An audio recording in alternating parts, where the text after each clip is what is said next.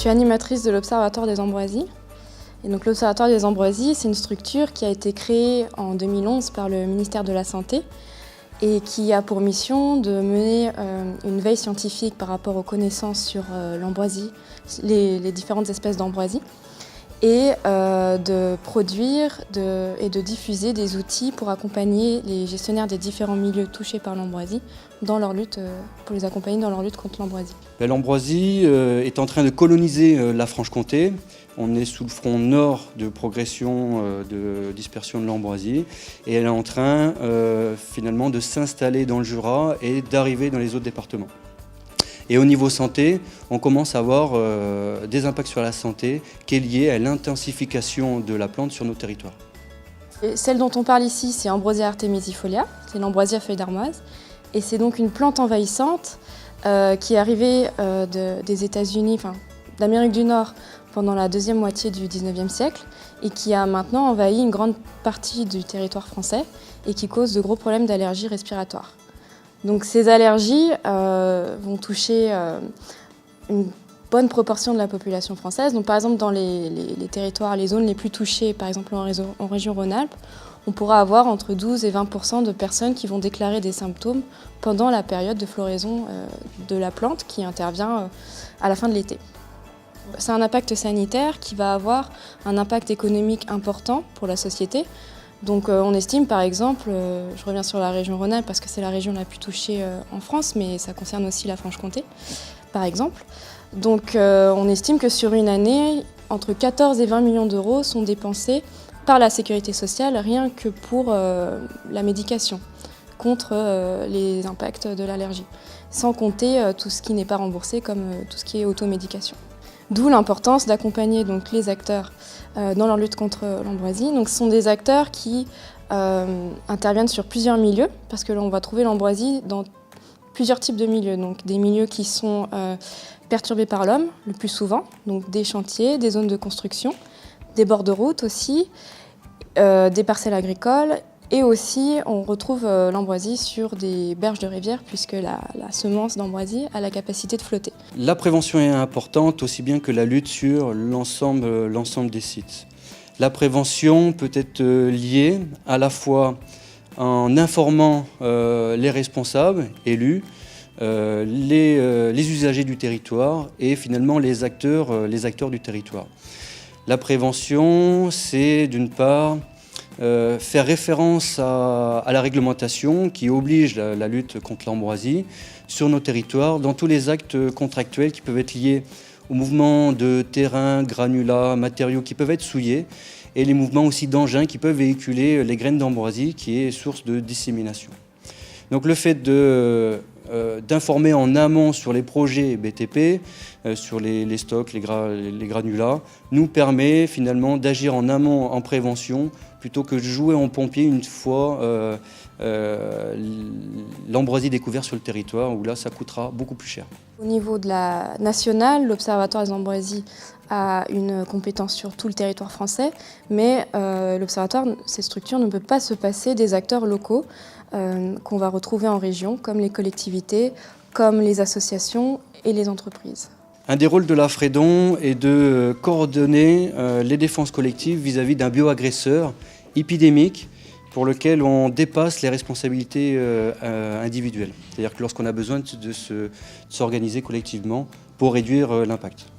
Notre rôle nous est donné par nos statuts, mais surtout par l'Agence régionale de la santé, qui vise à coordonner les moyens de défense collective vis-à-vis de cette ambroisie-là, pour rendre efficace la lutte aux différents échelons.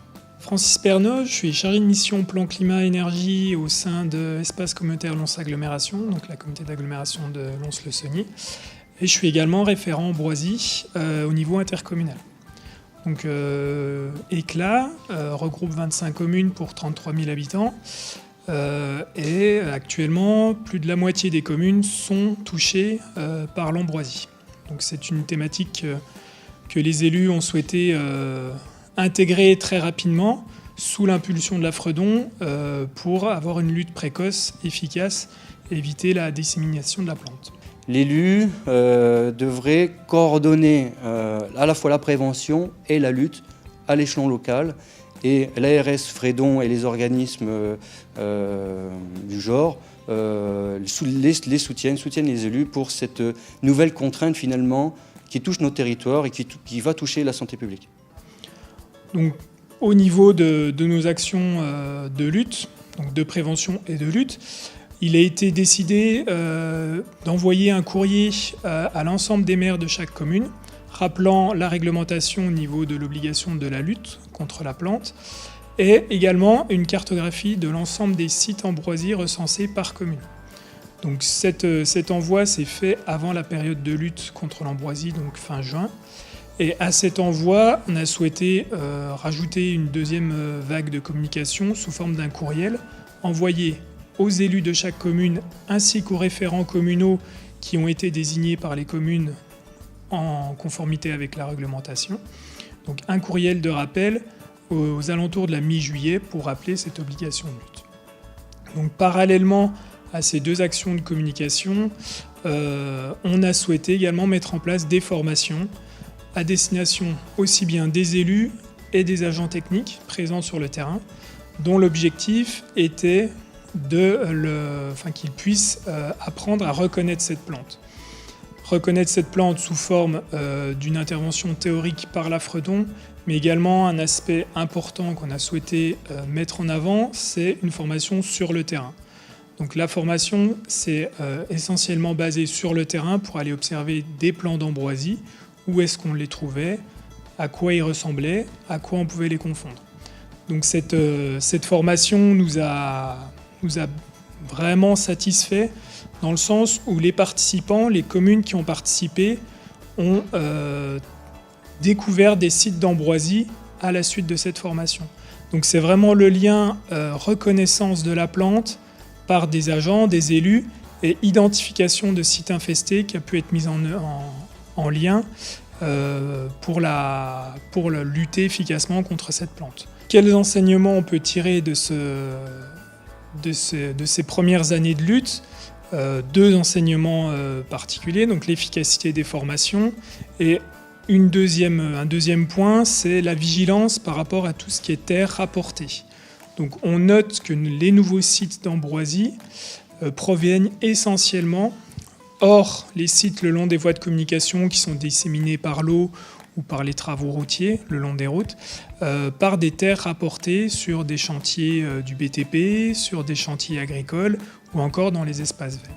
Donc ça, c'est vraiment un point sur lequel on souhaite intervenir par la suite, avoir une approche beaucoup plus proactive pour travailler, notamment dans le cadre des marchés publics, pour intégrer cette thématique ambroisie, l'intégrer dans les marchés pour que les entreprises puissent prendre en main cette problématique et nous aider dans la lutte contre l'ambroisie.